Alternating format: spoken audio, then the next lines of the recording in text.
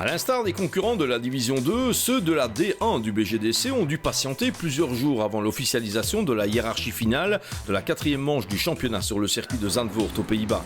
Ici aussi, le non-respect de la barre des 60 km/h lors des différentes neutralisations a joué de vilains tours à certains, modifiant sensiblement le classement suspendu en fin d'épreuve.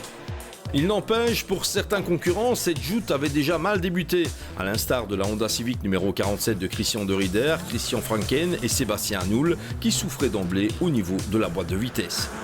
Début de course compliqué, déjà aux essais on avait la 3e qui sautait et donc j'ai pris le départ et quand je suis arrivé dans le premier virage à droite, la 3e ne passait plus, elle ne rentrait plus. Donc comme c'est une boîte longue, c'est pas une boîte courte, donc c'est très dangereux. La 2e prend des tours et la 4e voilà, c'est inexistant, donc moi je préfère arrêter parce que c'est trop dangereux. Donc voilà, le propriétaire de la voiture, Christian, est allé l'essayer, mais bon moi je trouve ça beaucoup trop dangereux donc j'arrête. Pour la Renault Clio numéro 62 de Philippe Braquevelt et Daniel Brown, c'est une crevaison peu après le coup d'envoi qui était synonyme de perte de temps. Parmi les victimes de Zandvoort, on pointait encore la Renault Clio numéro 70 d'Olivier Debrou et Eric de Wallens, victime d'un accrochage au célèbre virage de Tarzan avant de renoncer, roue arrière bloquée. Quant à la Clio numéro 10 de Michael Divois et Patrick Asnon, elle était une fois encore victime d'une avarie moteur, de quoi transformer sa saison 2016 en véritable chemin de croix. Du côté de la classe ACST, qui réunit les Peugeot RCZ Cup, la joute hollandaise était marquée par le retrait des vainqueurs de Dijon, Jérôme Meinen et Gaëtan Ayot, des vapeurs d'essence dans l'habitacle ayant incommodé un des deux pilotes. Sur la piste, on relevait avant tout le retour aux affaires de François Saumoulin, dont le sérieux problème à l'œil semble appartenir au passé. En compagnie de son frère Benoît, au volant de la RCZ Cup numéro 1, il allait dominer les 3 heures de course avant que le classement ne soit revu et de nouvelles pénalités attribuées. Résultat, un plongeon de la première à la 3e place pour la famille Saumoulin.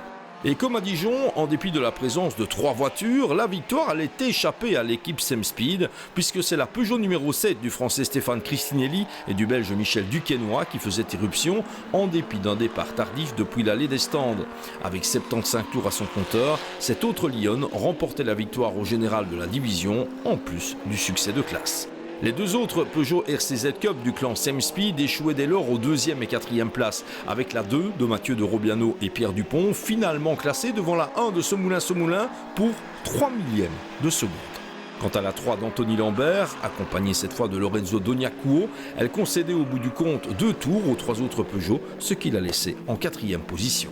Du côté des voitures de 2 litres de cylindrée, la bonne affaire allait être réalisée par la Renault Clio 503 de François Jeuquen et Gaël Frère au terme d'un meeting totalement rocambolesque, marqué par un presque forfait en raison d'une butée d'embrayage défectueuse, une réparation sur le fil grâce à une pièce de Fun Cup, un départ depuis la pit lane en dernière position, puis une première place acquise sur le tapis vert après revérification du classement et des pénalités. Le terme miracle s'impose quasiment.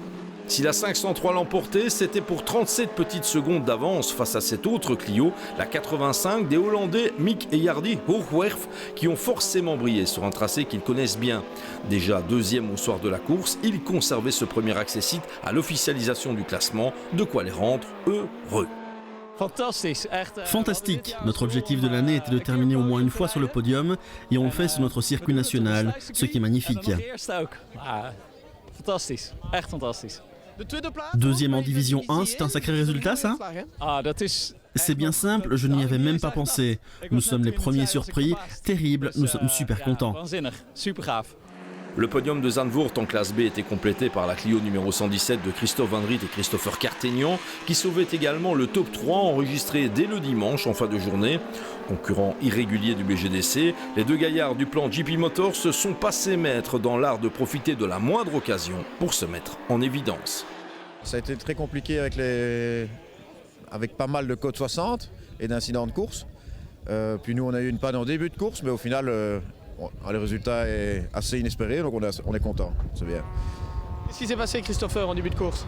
En fait, en début de course, on avait perdu un boulon du support du câble d'accélérateur. Et heureusement, j'étais aux côtés, j'ai trouvé un bout de sucette que j'ai mis pour boucher le trou et comme ça, j'ai pu arriver jusqu'à la pit lane, passer le volant à Christophe et on termine la course. Donc assez inespéré, ouais. Incroyable comme histoire. Ouais.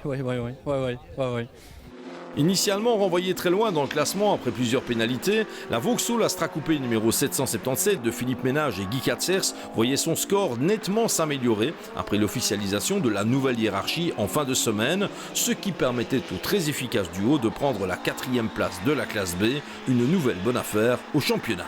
La bonne surprise de Zandvoort, elle allait venir du duo constitué de Nicolas Delancre et Jordan Leroy, qui parvenait à immiscer sa Renault Clio numéro 81 dans le top 5 final de la classe, de quoi confirmer la montée en puissance de cet équipage. En dépit de la crevaison de début de course, Philippe Bracquevelt et Daniel Brown accrochaient les points de la 6e place de classe avec la Clio numéro 62, ce qui leur permettait de bien limiter la casse. Ils devançaient 3 autres Clio incontournables du BGDC, ayant toutes trouvé place dans le top 10 de la classe B, à savoir la 28 d'Angélique Charlier, Olivier Siegenthaler et Pierre Zanen, la 108 de Jean-Marc Bourdouche et Eric Brugmans, mais aussi la 37 du duo belgo-français constitué de Hervé Degé et Anthony Brommer. Pour les Honda Civic, l'étape de Zandvoort a une fois encore été difficile, ce qui n'allait pas empêcher la 47 de De Ridder, Franken et Hanoul de faire fi de ses problèmes de boîte pour finalement accrocher un top 10 qu'elle n'espérait sans doute plus. En dehors de ce top 10 de classe, on retrouvait 2 autres Clio, la 80 de Christophe Rieul et Rudy van Kersbilk, ainsi que la 510 de Christophe Kimpler et Jérôme Verneyen. La petite Honda Civic numéro 46 de Rudy Thiroux, François Bastien et Rodrigue Gillion faisaient mieux que se défendre, ce que le classement final ne reflétait pas nécessairement, tandis que la 6 de Patrick Van Billoun et Navrik Delatte était moins vernie qu'à Dijon, ce qui la renvoyait assez loin dans la hiérarchie. A signaler aussi la présence de la Renault Clio numéro 69 de Rogier Van Kuijk et Thomas Letten, qui concédait une quinzaine de tours. Dans la classe D de la division 1, celle des voitures entre 2001 et 2500 cm3, on assistait à une nouvelle victoire de la Porsche Boxster numéro 24 de Christophe Denis, Jean-Yves Beckmann et Alain Neutelers, dont la saison 2016 est tout simplement idéale. Belle victoire, la 3e de suite, et on n'a pas une goutte de pluie en plus, et voilà, très belle victoire. Voiture impeccable, rien à redire, très bien préparée, aucun problème, la course parfaite en fait pour nous en tout cas. Jean-Yves, c'est un plaisir de se retrouver ici sur le circuit de Zandvoort avec cette Porsche. Oui, un plaisir puisque l'histoire avait commencé l'année passée à Zandvoort par un podium en 3e position. Et donc la boucle est bouclée, aujourd'hui on fait 1re position, donc c'est très bien. Et puis on termine avec Alain. Alain. Tout s'est bien passé, ouais, nickel. Les mécanos fiabilisent sa voiture de mieux en mieux, donc elle est au top et tout se passe bien. Le bolide de Stuttgart devançait la traditionnelle BMW 325 IE30 numéro 113 de Steve Klaas, Eric Delnest et Eric Eulenbroek de 4 tours. Au terme de cet épisode hollandais à multiples rebondissements, le BGDC retournera une 2e fois sur le circuit de Zolder avant une longue pause estivale, avec, comme pour la division 2, l'espoir que des circonstances extérieures aux bagarres sur la piste ne viennent plus modifier la hiérarchie finale.